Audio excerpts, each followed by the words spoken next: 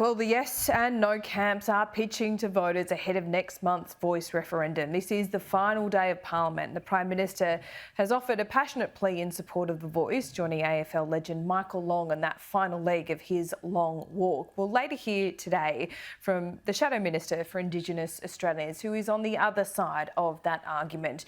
Joining me live now is Indigenous leader and No Voice campaigner Warren Mundine. Warren, great to see you.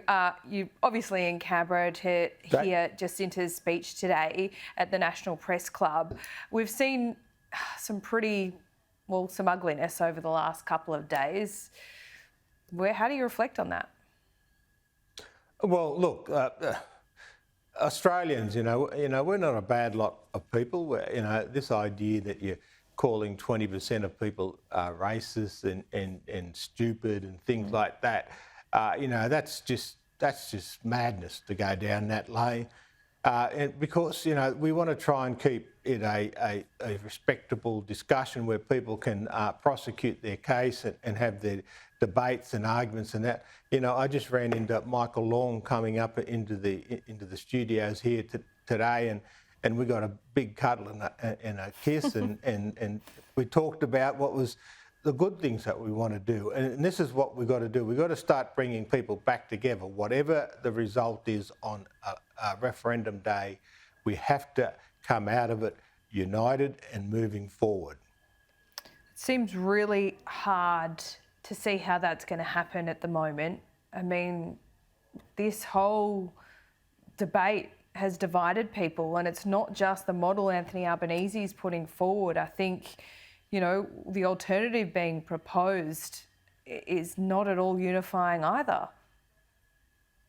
Well, I knew this had happened, and you'd have to be blind Freddy if you weren't going to see this coming. For the last, 8 months, 9 months, you can see the divisions and that are happening in the community. And that's why I believe it's so important for us now to talk about why we're voting no or why we're going to go yes, put those arguments there and have a decent discussion about it.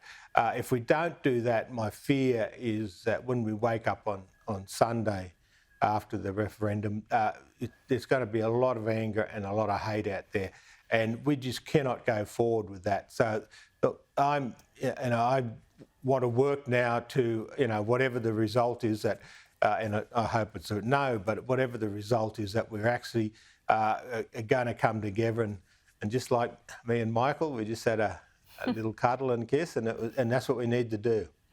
It was really amazing speaking to Dai Lee this morning. You'd know her. She is a member for Fowler. Yeah. She's a Vietnamese-born Australian, and we had to talk about racism. And I wanted to ask her what she thought of it. You wouldn't have seen her response, so I just wanted to show it to you now.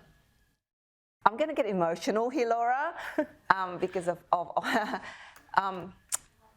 course it's like I said, Australia gave my late mother and my sisters a start in life. Sorry, because my mother passed away just so recently. I'm sorry to hear that. And so I'm very grateful for the opportunities. And of course, Australia came out of the White Australia policy when we first arrived. There are flaws in any society, but Australia is not a racist country. It's a country that's growing and is maturing. Of course, there are people who are racist, but it doesn't mean Australia is a racist country. Far from it. I just wanted to play that to you, Warren, because it was so powerful, and I just think it was such a good reminder of what we're fighting for, that we all love this country, and Dai Lee's a Vietnamese-born Australian. When you bring up these, accusations of racism, how does that make you feel? Well, look, I nearly got tears in my eyes just listening to her. Look, we are a great country. We're one of the best liberal democracies and a country of harmony in that. Of course we have races. Every country in the world has races, but they're such a minority. And look, we haven't had discriminatory laws in this country for more than 50 years since the 1967 referendum, and we've been on this journey, and not only with Aboriginal and Torres Strait Islander people, but with people like Di Lee. Wonderful people like that who have come to this, her family come to this country and she was born here. I got a Vietnamese chief of staff she was born in this country, and her parents come here as refugees and that, and escaping the problems of communist Vietnam back in the 70s. I don't know why people go to that. They go to the worst area. My thing is, if you've got an argument and you've got and you really feel passionate about something, then say it.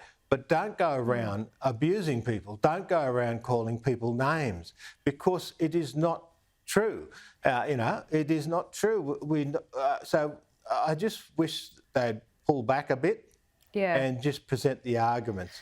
Look, I'm not directing this question at you per se, but earlier this week, the Sydney Morning Herald revealed that the tactics of the No campaign was to basically rely on fear of the unknown. I mean, we didn't need that article to tell us that that's kind of where it was going. I mean, we see the text messages. If you don't know, vote no. Yeah. This is going to be worse, etc., etc. Do you accept that a lot of the campaigning from the No side has been appealing to our worst instincts?